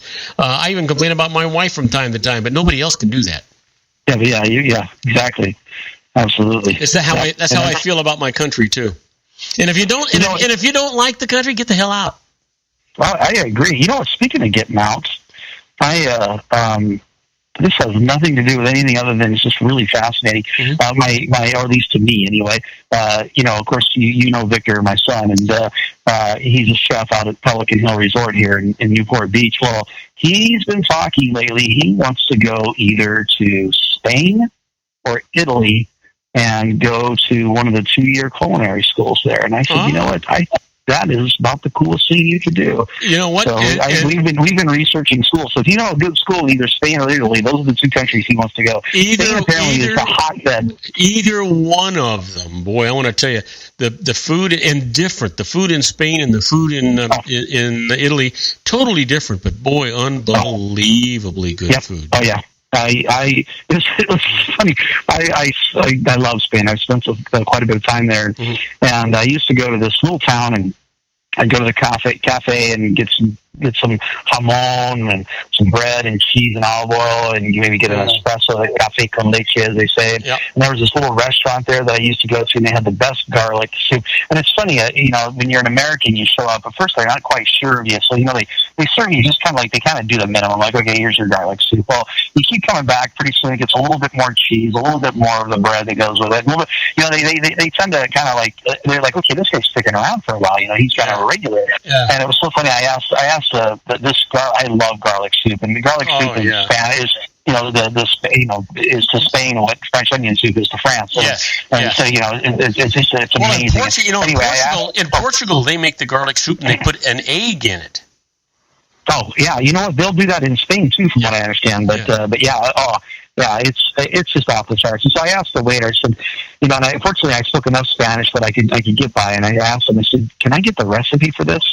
And he said, well, I'm not really supposed to give it out. He goes, well, let me see if I can write it down. He comes back and he gives me basically just a list of ingredients, no measurements or anything. And the very first ingredient was mucho ajo, which means a lot of garlic. that was the first ingredient. I'm like, I could probably have figured that one out on my own. Well, I remember the first time I went to Spain in the Café de Leche, con leche, and I went there and I said, this has got to be really good, right? And I sit down and I order that, and it comes to the table, and I said, "What the hell is this? I don't drink cream in my coffee." That's what the leche part is. It's roll with it. Yeah, like, no, I just want cafe con leche. I don't want any cream in it. It's tough with it. Yeah. And it comes in a little cup, and oh man, it was so funny. I was at this cafe that I went to a lot, and it was literally the best. You know, of course, they make the espresso. Those listeners who don't know what cafe con leche is, the cafe, of course, is just an espresso. It's not really coffee. And then leche, of course, being the steamed milk. Yeah, but if you don't have the milk in there, man, your eyes are going to roll over to the back of your head. Yeah, it is so much better. You know, I love espresso just straight. I really do. Yeah. But that. I don't know how it is that they make it there when they put the milk in it. Oh, it's just fantastic. And so I asked the guy. Well, you know what? You're not telling the listeners that espresso. When you drink espresso by itself, it's interesting because they serve it to you in a thimble size, and then you put a tablespoon of sugar in it so you can actually get it down. Well, yeah, some people do. I'm kidding. I'm joking. But you know what? For the people that are just visiting that haven't developed a taste for strong coffee and espresso, they do. They put a ton. I was going to say something else, but I get thrown off the air. But they put a ton. Besides the cream, they put a ton of sugar in there. Oh, when I first started drinking, I was the same way. When I first went to Europe, I was like, "Oh my gosh, why is this so popular? This is horrible." You know, it's like crude oil that kind of tastes like coffee, but you know, it's just and it's bitter all at the same time. But for some reason, once you get used to it, you can't go back. Well, that stuff will kick you away quick. Yep, I love it. So yeah, it's but when I did first start drinking it, I had to I needed a little bit of sugar, a little bit, but now I just drink it straight, and I love it. And so I told the owner of the cafe there, I said this is the best, and it really was. This is the best roast coffee I've ever had. I said, can I get some from you? Now granted, I'm not American. I don't live there. I'm just visiting for a while, but I've been to his cafe for, I don't know. So I've been there a lot of times, probably 15, 20 times. I mean, I was there long enough that I'd been there that many times. Mm-hmm. And I said, can I get some of this that I can take home with me when I go back to the United States? Because I really want to have some of this.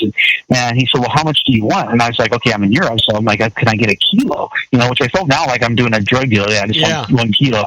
But so he said, oh yeah, and it actually comes in sealed. One just like we do 1 pound bags that are pre-sealed. They do 1 kilo bag. So he had a kilo bag, and it was like €22, which I think at the time probably came out to like $35 or something like that. The euro was really strong at that time, and and I'm going, that's a deal. I'll take it for sure. And I said that sounds great. I said I don't have any, and they didn't take credit cards. I said I don't have any cash on me. I already what little cash I had I used to buy my cafe con leche and stuff. I said, but hold on to that. I said I'll be back in a couple days, and he said no. He said you take it. He goes, when you come back, then you pay for it. Isn't that amazing? And that's not just and I know I interrupted, but that's not just in Spain. I've been to so many countries, go to so many different hotels and things. I walked into the Il Palazzo at the Bower in Venice, and I got there. I didn't have any euros. I needed some money. I needed to get something to eat. I was with my wife. So I'm checking in, and I says, I got to go cash in some money. I got to get some money. We're hungry. And, the guy behind the counter actually advanced me €500 because I was staying there. And he says, just give it to me before you leave. €500? If you were at I don't care if you're at the Ritz-Carlton. Imagine, it doesn't matter where you're sitting. He said, hey, I got to go. I don't have any cash. Can we get $500 from you? They'd be like, there's an ATM around the corner. Yeah. You go get it yourself. Yeah. And that's Europe, though. They just are so accommodating, and they're so trusting, and it's such a different culture. But look at that. Just say €500. If they like, oh, here's €500. This we'll add it to your room or whatever. Yeah. That's unheard of here. Even the little $25, $30, whatever it was worth of €22 worth of coffee beans. If you were at Starbucks, they'd be like, oh, okay, we'll hold on to it when you come back. Even a local coffee shop, we'll hold on to it and make sure we have it for you when you come back. They wouldn't just say, here, take it and pay us next time you're in. Especially someone who wasn't even from this country, but they don't even know if you're ever going to be back. Yeah, and it's just it's such a different culture. And those who haven't been fortunate enough to travel to Europe, especially or really anywhere else in the world, it's just, and especially the ones who have never left this country and stand up and say that this is the greatest country in the world. It's like, maybe fundamentally there's a lot of things about our country that does make us the greatest, but there are things in other parts of the world that we just don't compare to. We can't stand up to we talk about Southern hospitality in our country. It's nothing compared to the hospitality in most other countries. Oh, yeah. Absolutely. Yeah, unbelievable. Just, what? Those people trust you and you're their friend until you violate them. Yeah, exactly. That's exactly it. Yeah. It's just, there are so many, Marlene and I have been so blessed to have traveled extensively, and there are so many beautiful, wonderful places in this world and in this country, if you think about it. But boy, I'll tell you, other countries that have been around so much longer than us, they have a whole different standard of how they treat their neighbors and their friends. Yeah. Oh, absolutely. Absolutely. Yeah. It's just, nowadays, you even, think about the last time, I don't know how long you've been in the house you're in, but I've moved quite a bit, in the last, the house I'm in now, I've been in for about 10 days. Did you move again? No, yeah, I told you I was moving. I didn't know it was already happened. Yeah. I told you I knew you were talking about moving. I didn't realize it was actually happening.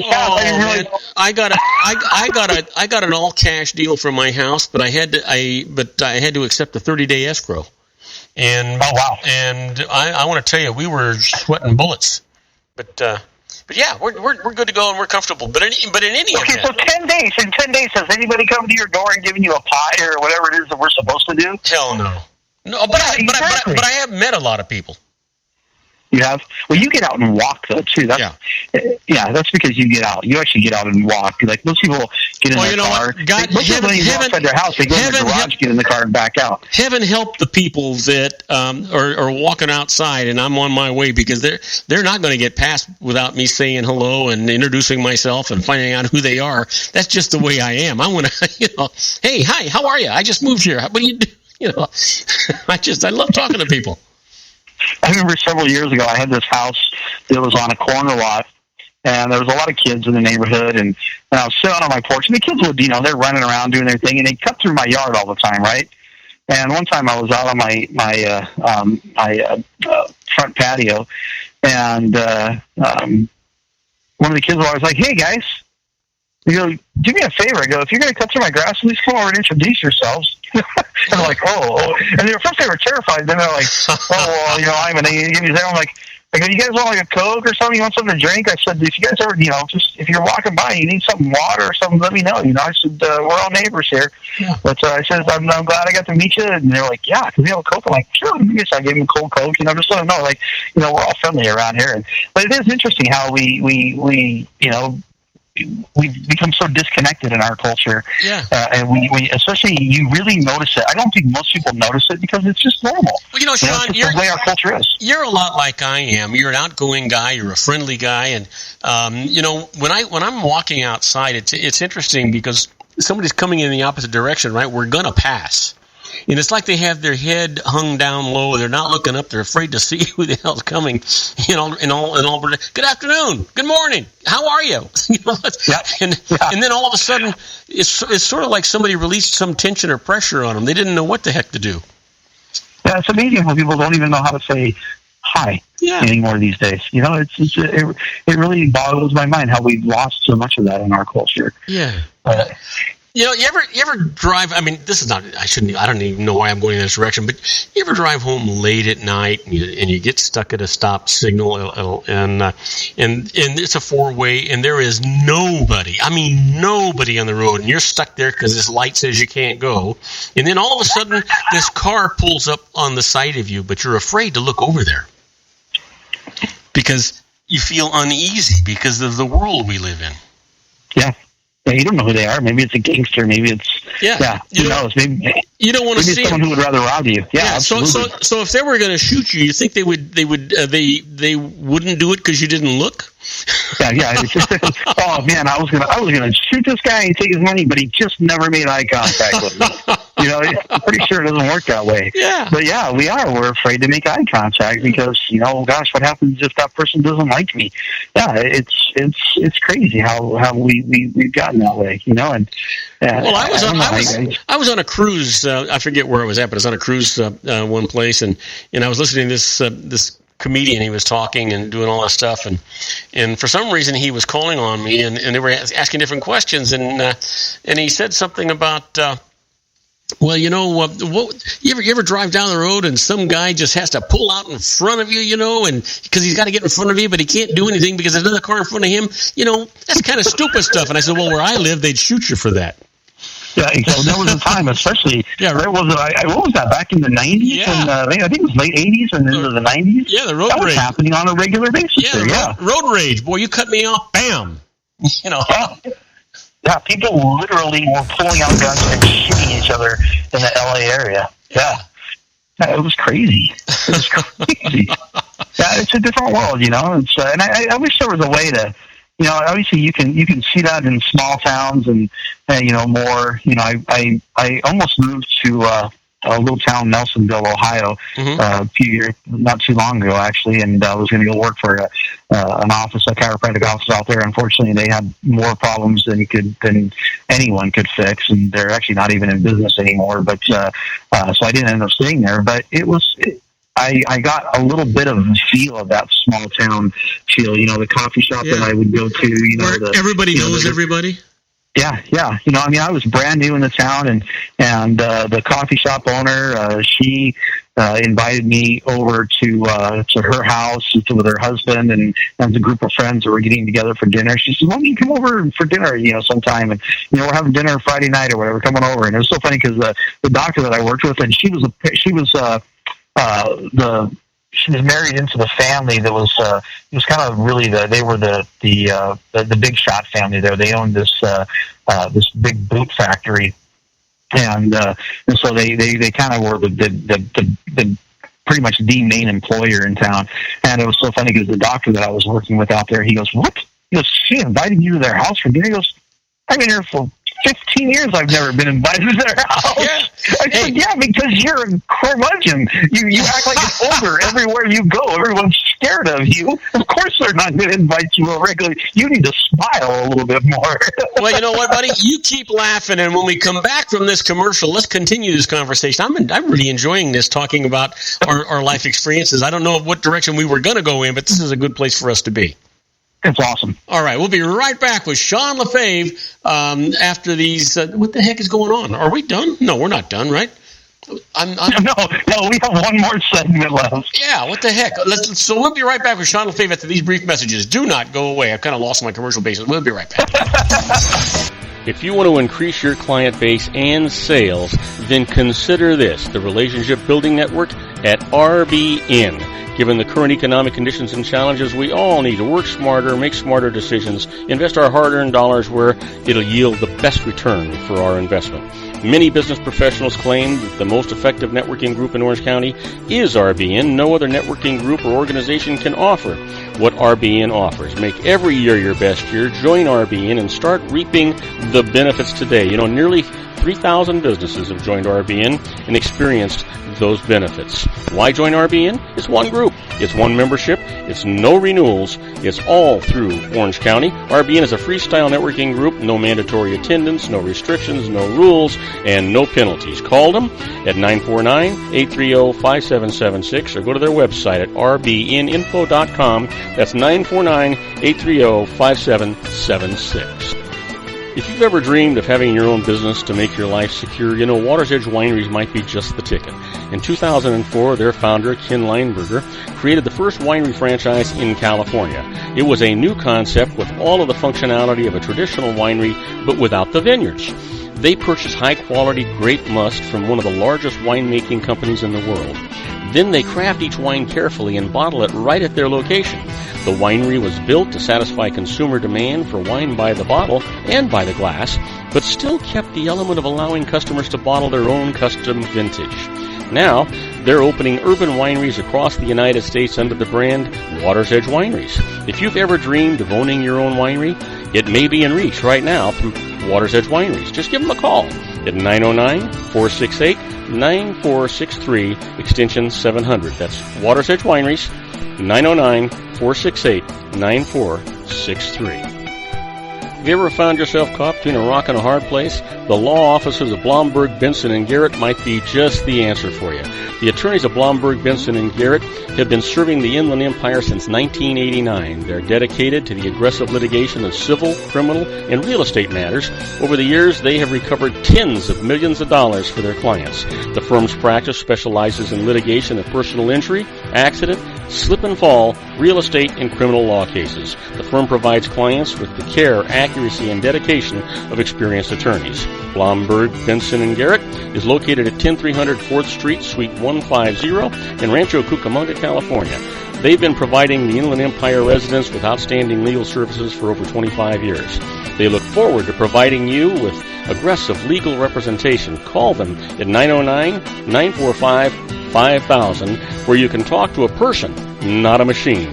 That's 909-945-5000, the law offices of Blomberg, Benson, and Garrett. And now let's get back to our show where we talk about politics, money, and you. And I am Robert Cardoza. You're listening to Robert Cardoza live on the street at the intersection of business and politics. We're talking to my good buddy Sean LaFave. And you know what? We're having a great time talking about how there are differences between people all over the world and how much joy that Sean and I have actually gotten from being able to meet friends that we just haven't even met yet, right? Absolutely. Speaking of people that we know, in Beaver Creek, Ohio, since we were talking about the weather, it's 23 degrees. Apparently, feels like it's 12.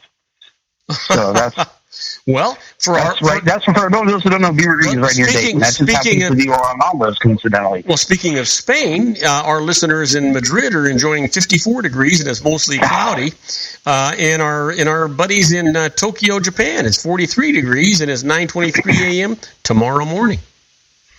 You know, when I was in Spain, we were walking around and we went to this town called Cardoza, and Cordoba is just a fun little town. We just had a blast there. We went out dancing, and it's really interesting. In Europe, the bars open really late, the nightclubs or whatever. They open at like 11 o'clock, and they stay open until like 4 o'clock in the morning. You know, and it's just like people just literally go out all night long, and we had a blast. But we were walking around, and I said, hey, I'm really kind of in the mood for, you know, one of my little cafe con leches. I would like a coffee right now.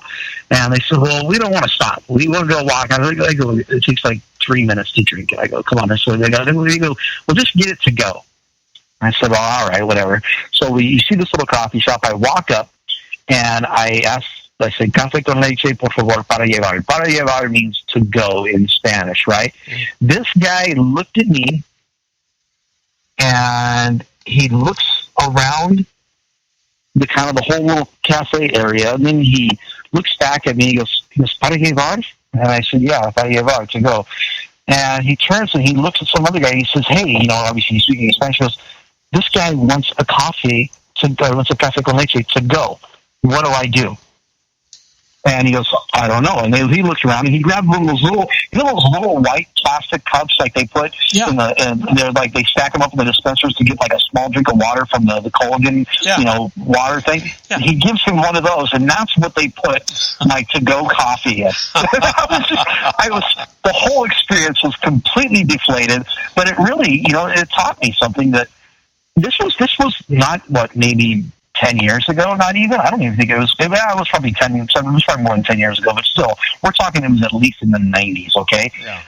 And where in the 90s, you know, everyone in the United States, that's what they did. They went and got their coffee, and they got it in a little paper cup with a lid, and they went on their merry way. These guys had no idea how to make a coffee to go, because that's just not what they do in their culture. The nature is they come in, they sit down, they talk, they look at people walking by, they enjoy the moment, you know. Yeah, it's an experience. It's not done for. It's not a sustenance thing. We don't need coffee. You know what? The only way I can describe it is when you talk about when you're in Europe, whether you be in Spain or Portugal or France or you know, Italy, those people do not eat. They dine. They dine. Yeah. Oh, and that's another thing about when you go to eat in Europe. And it doesn't matter, every single country I've been in, all the way from England all the way down to the south of Italy, you know, to Sicily. You know, it's even as far north as Iceland. I've been there as well. Oh my gosh, Iceland is a whole other. You wouldn't think, but I'm telling anyone listening right now, if you ever get a chance to go to Iceland on vacation, go. It's an unbelievable place. But one of the things about Europe is you sit down and you eat, and the server, the waiter, waitress, whatever, never comes up to you and slides the bill onto your table and says, you can just take care of this whenever you're ready, no rush. Never going to happen. Never going to happen. You know what? I remember, I forget where I was at in, where the heck, I forget I might have been in Italy, but I forget where I was at. And my wife and I were going to dinner, and I had an 8 o'clock dinner reservation, and walked into this restaurant. It was a nice place, and it's my wife and I, and we're alone. There is nobody there. I mean, nobody there. And I'm sitting down and I'm getting worried. I'm thinking, wow, maybe this is not the place that I was told it was going to be. And the waiter comes over. He's being very friendly, and he's asking about, you know, or having an aperitif and you know, cocktails and that kind of stuff. And finally, you know, and we're kind of talking, and finally I asked, says, you know, what's going on? There is nobody in this restaurant. He said, well, sir, we don't really start serving dinner till 10 o'clock. That's 10 o'clock. He says, yeah, I mean, you know, people here, they eat late. You know, they're not going to eat until about 10 o'clock. I says, well, you know what? Then I'll drink until 10 o'clock, and we'll eat when the crowd gets here. I'm going to have some liquid appetizers for the next couple hours. Yeah. You know what? Unbelievable. But you know what? Beautiful people and friendly people. I once referred to it as, I don't know if you've ever been to Ireland or not. You go to Ireland and people treat you like they've known you all their lives, and yet they've just met you. And it's that way in many other countries. I've had people complain about France and the French people and how rude they are and stuff like that. And the truth is, I've been to France so many times I can't even count it. I have never once been treated rudely. I think you get back what you put in. If people see that you're friendly and you're trying, even though you're butchering it, you're trying to speak the language and you're laughing and having fun, that's what they want too. And I agree with you wholeheartedly, 100%. That as long as you're trying a little bit somehow to fit into their culture, and I think that's the thing that gripes me the most about. I don't want to get too political because we're having a fun time. Is people come to this country and they don't want to assimilate. They want to bring their culture here, and they want us to accept their culture for what it is, and they don't want to change. And the politically correct thing to do is to understand them and empathize with them and accept their culture and let them be who they are. But the term was around, and this was 25 years ago when I first started going to Europe. If you didn't assimilate somehow, and I'm talking little things like don't wear sneakers, jeans, and a T-shirt when you go out. Wear slacks, a nice pair of lace-up shoes, and some sort of button-up shirt when you're in Europe. Now, maybe today it's not quite like that, but it was 25 years ago. Oh, I remember being in London, waiting down in the lobby with a friend of mine. We were waiting for the girls to come down, right? And I was in a T-shirt, a pair of jeans, white socks, and white tennis shoes. And this young lady comes over and says, "Oh, are you an American?" I said, "Well, how'd you know?" She says, "How can you tell?" She says, "Well, first off, your socks and your shoes." And it's true. If you notice in Europe, they look at your shoes everywhere you go. And if you're wearing tennis shoes, they automatically assume that you're an American. Now, I don't know if it's still like that, but that's how it was. Even 10, 15 years ago, it was like that. And it's incredible, and the term that was always thrown around was, you're wearing your tennis shoes, you got your T-shirt on, you're acting kind of obnoxious and loud, you were the ugly American. That was the term. Yeah. It's the ugly American. And that was what we were called because we didn't fit in, because we didn't try to be part of their culture. Well, yeah, but the term "the ugly American" came from demands that we made because you were right. We wouldn't assimilate into their culture, and we were making demands as though they had to live by our rules rather than the other way around. Right, exactly. And that's what the problem we're having in this country. So when I would go there, I would actually study up on it. No matter what country I was going to, I would learn a little bit about their culture. So I knew not to do stupid things. There's certain countries you don't cross your legs, you don't expose the sole of your foot to someone. There's certain hand gestures you don't make. Yeah. What a thumbs up in the United States means all right, good job. In some countries, it's basically like giving them the middle finger here in this country. Yeah. And so, there's all these little nuances that you really need to learn when you travel. And it does, like you said, it makes a world of difference. If you're trying, you don't have to speak their language perfectly. You don't have to understand all of the rules. But if you're giving it your best shot, then I was having dinner with some friends, and we had this waiter, and he was Spanish people. They're just gorgeous, the men and the women both. I mean, they're just absolutely just beautiful people.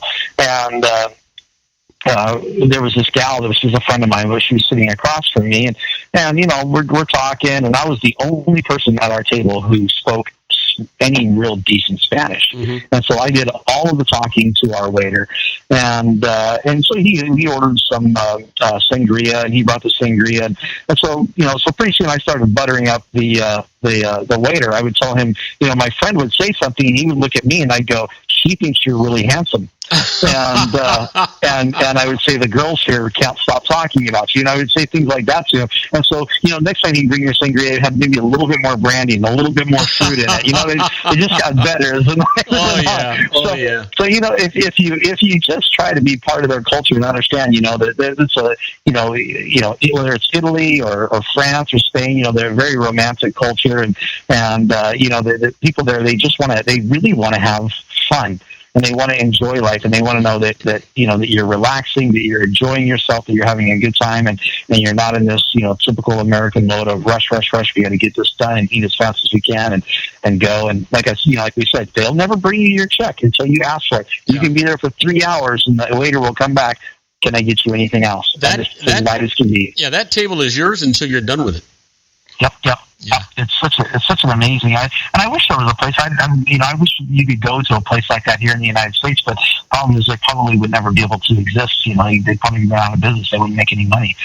But it's so different. So I love traveling, and I have no idea what we were supposed to talk about other than that today. But I love talking about all the different cultures. I just think it's absolutely fantastic. I was in Austria with my wife one time, and we were in Vienna, which is not my favorite place in Austria, because I think Salzburg is the most beautiful place. One of the most. Yeah, I've been to Vienna, but I've not been to Salzburg though. Salzburg is absolutely gorgeous, but Vienna. I was sitting in this bar having a cocktail, and there was the guy, the bartender behind the bar, and so we started talking and things like that, and come to find out, his wife worked for a bank, and he had a number of investments.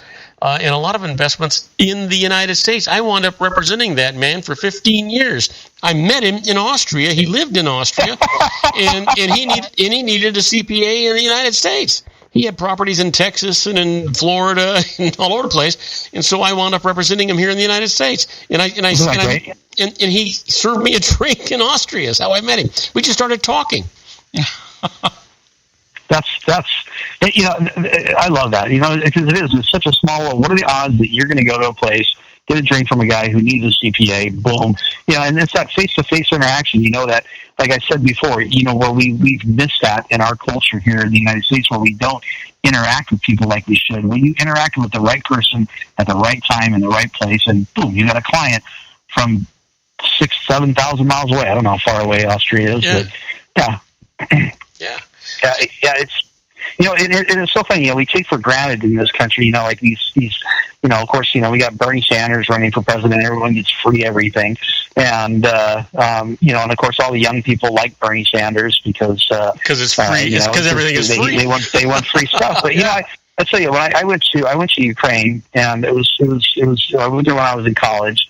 And I was there for 2 weeks, and our host that we were visiting there, his name was Leonid Melnik, and Leonid picked us up. It was so funny. He picked us up, and everyone there has a driver for some reason. They have someone who drives them around. Even the people who are just have any bit of. If you own a car, chances are you got someone who's going to drive you from point A to point B. I have no idea why that's such a big deal over there, but he was a college professor. This guy wasn't like a wealthy businessman. So we're all crammed into this little car. The driver and Leonid and myself and one of my professors, Paul Ballantyne, and so we get out of the airport.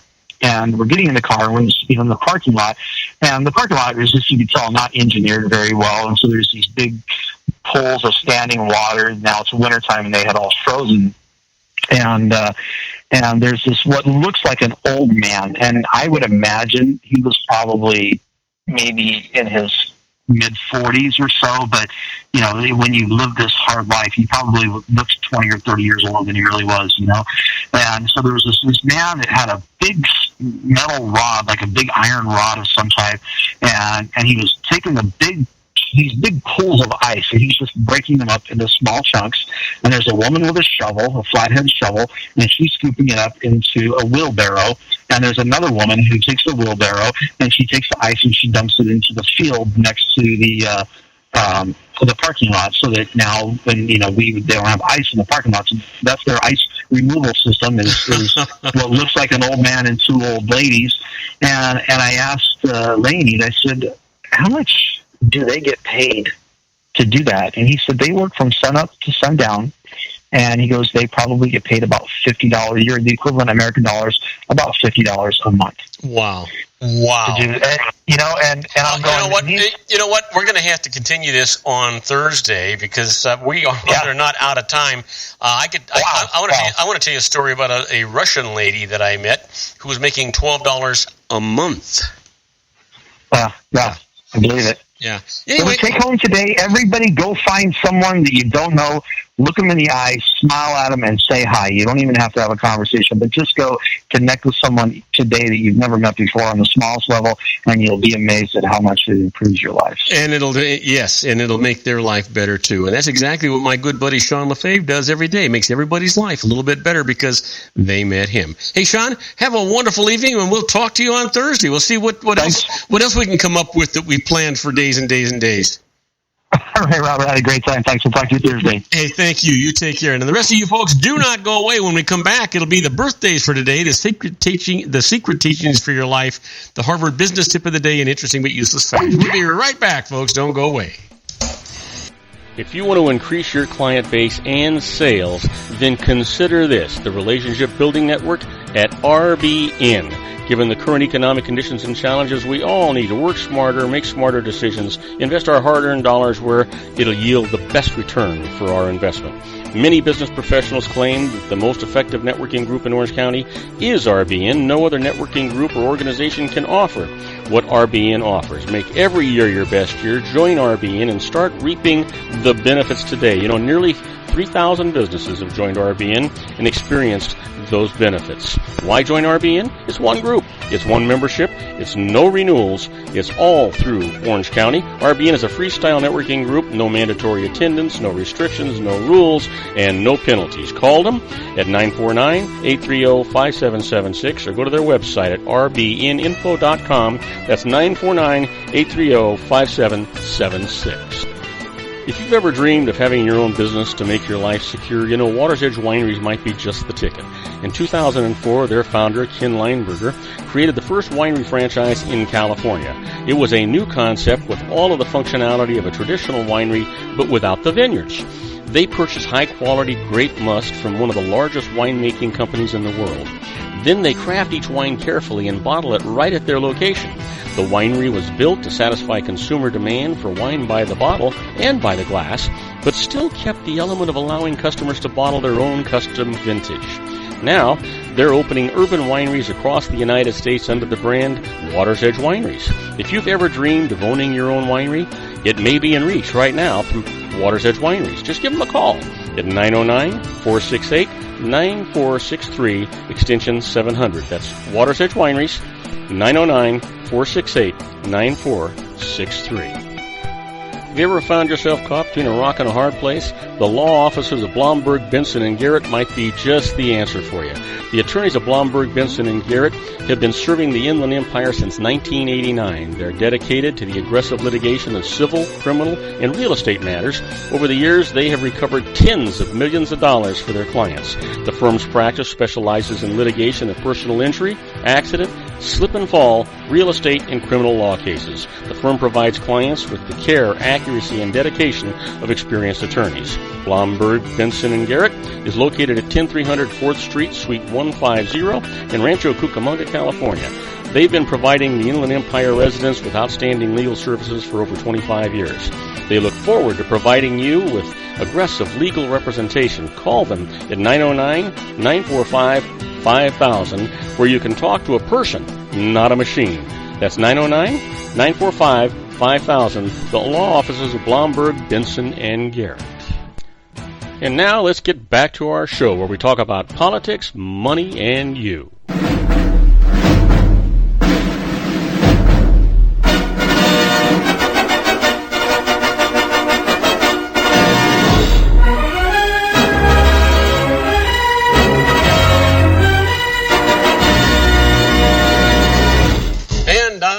Robert Cardoza. You're listening to Robert Cardoza live on the street at the intersection of business and politics. We're at 4:42 p.m. Pacific time.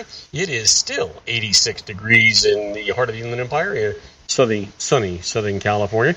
It's on its way down to 58 degrees, but you know what? If you're one of our friends in Sydney, Australia, well, you know what? It is 1:42 p.m. tomorrow, and it's 75 degrees. And also, if you're with us in Hong Kong, China, it's 57 degrees and foggy. And then our good friends in Lisbon, Portugal, my heritage country, it's 59 degrees with scattered clouds. But right now, we're going to talk about the Harvard Business Tip of the Day. And the management tip today is make group problem solving more effective. You know, when groups get together to brainstorm, they actually come up with fewer ideas than the individuals in that group would have come up with on their own. That's why it's important to think about group problem solving in two phases: divergence and convergence. Now, divergence happens when the group considers as many different potential solutions as possible. For example, how many different uses can you find for a brick? Now, convergence happens when a large number of ideas are whittled down to a smaller set. For the best results, have people work alone when generating ideas. Then, collect those ideas and send them around to the group. Allow the divergence to continue as group members individually build on the ideas of their colleagues. Give the resulting ideas to everyone and let the group get together to pick the best ones. This way, everyone can offer solutions without being unduly influenced by others' ideas. That is a good way to get ideas. Guaranteed. Well, you know what? It is time for me to give you the secret daily teaching for your life today. Remember that I told you this is all about a positive mental attitude. I'm positive that this actually works. You're in total control of your destiny, whether you feel good today or you feel bad, whether you're happy or whether you're sad, whether you're successful or you're a failure, whether you make people around you happy or sad. It's all up to you. It's all about a positive mental attitude. So, you know what? The teaching for today comes from Genevieve Berind, born in 1881, passed in 1960. Give that some thought, will you? And here's what she says. Nothing can prevent your picture from coming into concrete form except the same power which gave it birth, yourself. Yeah, it's all about a positive mental attitude. Well, you know what today is. Sure you do. It's Tuesday, it's February the 9th, and it is somebody's birthday.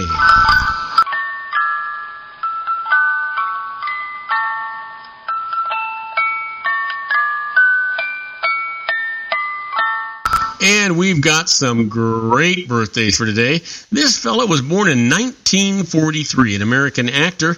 And you know what? We've all seen him in so many things. He's a phenomenal actor. Happy birthday, Joe Pesci. And born in 1944, an American writer. Happy birthday, Alice Walker. And then here's a gal you may or may not remember. She had a lot of notoriety. Born in 1945, American actress Mia Farrow. And then finally, born in 1963, a Grammy-winning country music artist who has charted more than 30 singles on the Billboard charts, including 5 number ones. Happy birthday, Travis Tritt.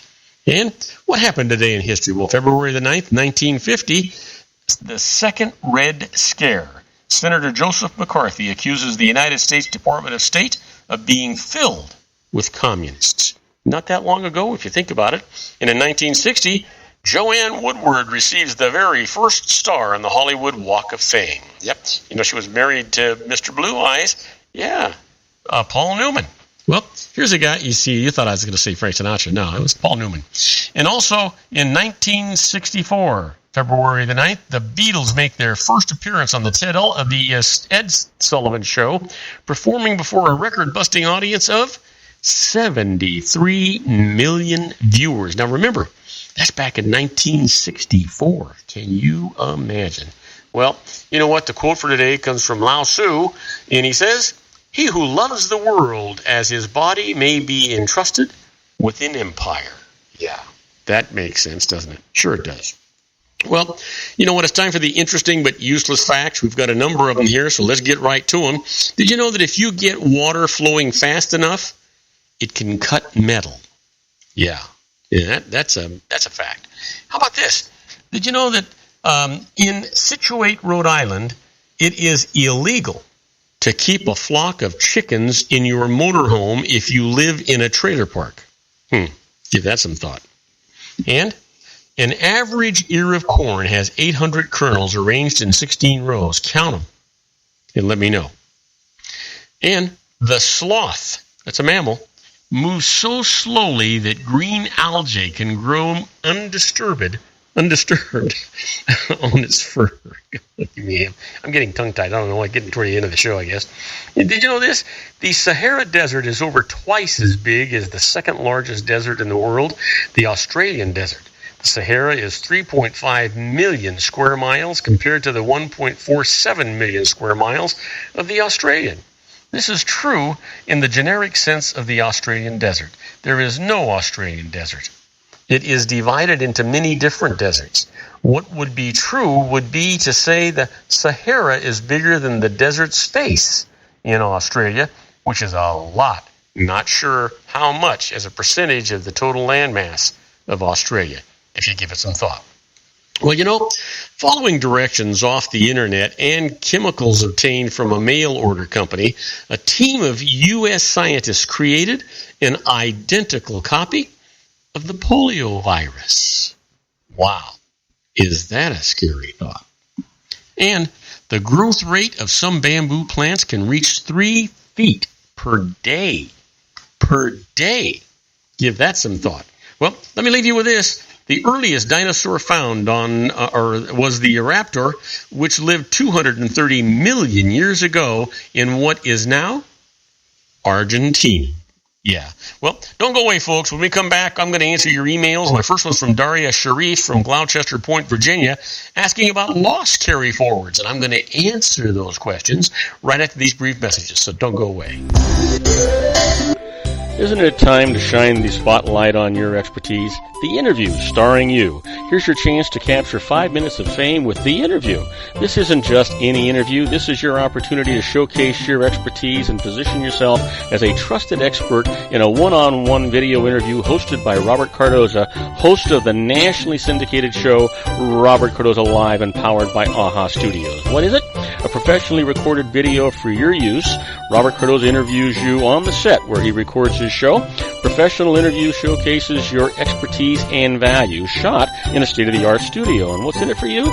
Gain credibility as an expert, earn the trust of your target market, educate in a way that intrigues your audience, gain a powerful marketing tool that offers dozens of uses, website, video sharing sites, social media, email, DVDs, direct mail, lobby video, resumes, profile building, all that kind of stuff. Association with the nationally syndicated celebrity. That's right. And let's talk about AHA Studios. AHA is a strategic marketing firm that leverages the powerful and visual persuasion to help your business create powerful messages that connect with your target market. AHA ventures way beyond strategy, delivering the marketing collateral you need to start driving a new business through your doors. AHA has a full-service, in-house, state-of-the-art production studio to bring your messages to life using video. Discover how to make The Interview work for you. Call 949-831-2222. That's 949-831-2222. AHA Image Studios Incorporated. Dr. Stephen Tidwell, Gentle Family Dentistry in a caring, personalized environment. Here at Dr. Tidwell's office, we are dedicated to helping you keep your teeth healthy. We are a state-of-the-art dental practice that still believes in traditional values, such as excellent customer service and individual attention. We have a special welcoming offer for you for just $39, a complete exam, personal consultation, professional cleaning, and all necessary x-rays. That's a $266 value for $39. Dr. Tidwell has 2 convenient locations and experienced staff to provide you with professional care and personal attention that you deserve. Call today. Don't delay. A great smile another day. Call 909-944-7308. That's 909-944-7308 for Rancho Cucamonga or San Bernardino. Joel Saltzman is Dr. Wireless. He has turned his considerable expertise into consumer credit risk and wireless security into a highly specialized independent web-based consulting enterprise targeting consumer credit risk analysis and wireless transactional security and monitoring. He works as a wireless analyst, veteran independent agent, and consumer liaison for most wireless telecom carriers and equipment manufacturers. For more than 20 years, corporate and private clients and media audiences have counted on his unvarnished advice while weighing the technology, performance, and cost differences between Sprint, Nextel, AT&T, Verizon, and T-Mobile. Joel specializes in setting up mobile wireless hotspots to be used for disaster preparedness, business continuity, and mobile wireless merchant processing solutions. Call Dr. Wireless at 310-400-4900 or go to his webpage at drwireless.com. Again, call 310-400-4900 or his webpage at drwireless.com. You'll be glad you did. And now, back to our show. And I am Robert Cardoza. You're listening to Robert Cardoza live on the street at the intersection of business and politics. Well, we're coming down to the wire. It's time for me to answer your emails. And before I do that, I want to remind you that this is an entertainment section of the show, and I do my best to answer your questions in a comprehensive way, but sometimes the data you give me is just a little bit sketchy. So we always encourage you to check with a licensed professional before you do anything. They're going to save you more money than they cost you, and they're going to let you sleep at night and give you peace of mind, because part of the requirements of their license is that they maintain errors and omissions insurance. That's the same thing as malpractice insurance, but it does mean that if they make a mistake, they pay the piper and not you, and that's going to keep you from having to worry about somebody knocking at your door or ringing the doorbell or sending you a registered letter or anything like that. You get peace of mind that way. So keep that in mind. Now, my first email today comes from Daria Sharif from Gloucester Point, Virginia, asking about loss carry forwards, and says, two spouses have separately owned investments, but they file joint returns. One spouse incurs a very large loss, creating a large capital loss carry forward. Before it's used up on their joint returns, that spouse actually dies. Can the surviving spouse continue to use the loss carry forward in later years? Well, Daria, unfortunately, the answer to your question is no. The IRS position is that only the taxpayer who sustains a loss is entitled to take the deduction. So, when an individual incurs a big loss before marriage or on separately owned investments during marriage, he or she can deduct a resulting loss carry forward on joint returns during marriage. But when that spouse dies, the carry forward dies too. The surviving spouse cannot continue to use it on future returns filed as a separate taxpayer. So take a look at IRS regulation 1.1212-1, and then it's C1I, and take a look at IRS ruling 74-17. That'll help you. Now, next email. You know what? Better yet, talk to a professional, licensed professional. That's the best way, and you won't get confused. Next email comes from Edward Spencer from Sterling Heights, Michigan, asking about depreciation recapture, and writes, I intend to convert a building that I own to business use and then sell. If I take depreciation deductions for it, I'll have them taxed back to me when I sell the building, and I might be in a higher tax bracket then. Can I forego the depreciation deductions? Well, Edward, your tax bracket isn't going to matter here. When you sell a property for a gain, previously deducted depreciation is taxed back, but at a maximum of 25%, the 25% rate. Now, the problem with not deducting depreciation is that the tax code says gain on a property sale is computed counting depreciation allowed or allowable. So even if you don't take the deductions, gain is going to be computed as though you did. Now, take note of this.